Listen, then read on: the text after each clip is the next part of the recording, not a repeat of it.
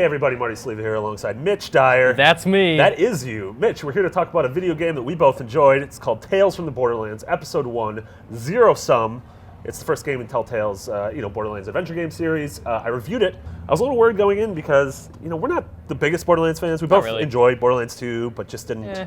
Yeah, enjoy-ish. I mean, so my thing with Borderlands 2 is I thought it was a totally good RPG, but the world, even though it was improved over Borderlands 1, I still didn't really care because it was just so noisy. It's always just like melting things with acid guns and rockets and stuff. Like, I couldn't really get a grip on the world. I was the same way, and that's the whole thing with going into the series. I'm like, if I wasn't crazy about Borderlands, how am I going to feel? Right from the opening scene, it's like, nope, this is a amazing story, awesome world, and great characters in its own right. Yeah. And that was, you sent me a text while you're playing it, you're like, this is a Cowboy Bebop game. Totally. And I was like, oh my god, this is a Cowboy Bebop game. Yeah, I mean, it doesn't have to be called Borderlands. They could have made this story in Firefly, or Bebop, or Archer, and the characters would still be appropriate, and the aesthetic would still work. That's the whole thing, is it's this great sort of two-sided confidence man, grifter story where, the two leads in the story. So for the first time in a Telltale game, or a modern Telltale game, you're playing as multiple characters throughout the episode. So you have Reese, who's sort of this guy who wants to be everything that Handsome Jack was, because it takes place after Borderlands 2. Correct. And then you have Fiona, who's sort of this,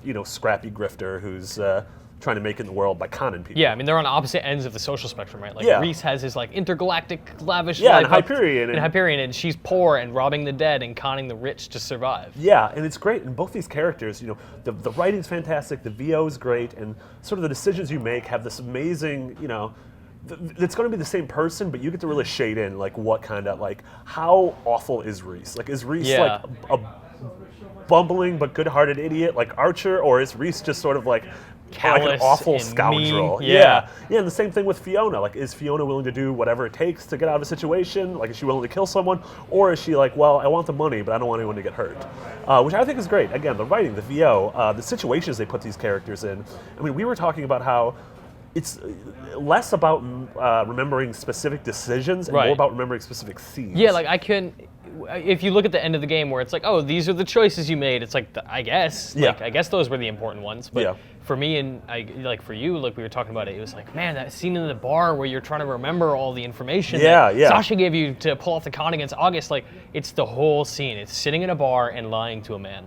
That's the stuff that I love. Yeah, and you're reading his facial reactions and you're trying to gauge, what you're going to say based on how he's reacting. And it's interesting because, whereas Borderlands 2 is very much built upon the action of pointing and firing your gun, you don't have that really in this, and what you have is your wits and your words, and that's sort of your ammunition, which is really interesting, trying to get through situations how can I get out of this, not only alive, but on top, using just my words, which I think is great. One of the things I'm not super crazy about is they introduced a currency system, which Fiona's able to get money.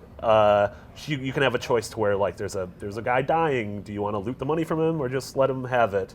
But we both had a thing where we transitioned from one scene to another and our money went down. Yeah, I looted that guy, and after the bar scene where you proceed to the con, all of that money was gone. And it's did they spend this off camera? What's going on? Right, what is the point of having, I mean, they want to retain the sense of looting in Borderlands. Sure. Right? They get rid of everything that makes Borderlands a great game. Yeah. And then sort of cling to loot. And it's just weird. way. It feels a little bit half-baked, and the times you can actually use the money aren't that cool. Which mask you want to wear? It doesn't matter. Yeah. I mean, so that's a minor squabble for me. And I wasn't super crazy about. There's an action scene near the end, sort of a chase scene. That I really like the action scenes in Wolf Among Us because it felt like you were sort of choreographing a Hollywood fight, and it wasn't so much about fail states as it was you could make the wrong move or do the wrong thing, and just bleed Big a little B would bit just more. sort of Big B would get beat up and then have to bounce back from it. Whereas this, I scratched my nose once and it was oh no, you died, you got to restart. I'm oh, that's dumb. Video games. Yeah, that is video games. But honestly, Zer0, we went in with sort of mild expectations and came out all right, all aboard. This is as strong of an episode 1, I think, as Wolf, as strong as the original Walking Dead.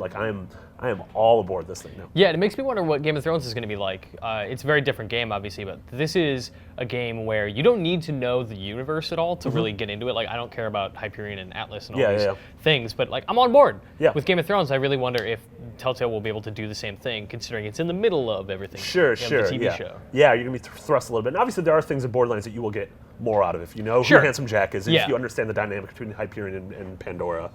But that's really interesting going forward now that we have these two new Telltale series to see how they pan out. But yeah, both of us really digging Tales from the Borderlands Episode 1 Zero Sum. For so much more on everything Telltale, Tales from the Borderlands, Game of Thrones, and things with zeros in them, like Mega Man. You're already in the right place, ign.com.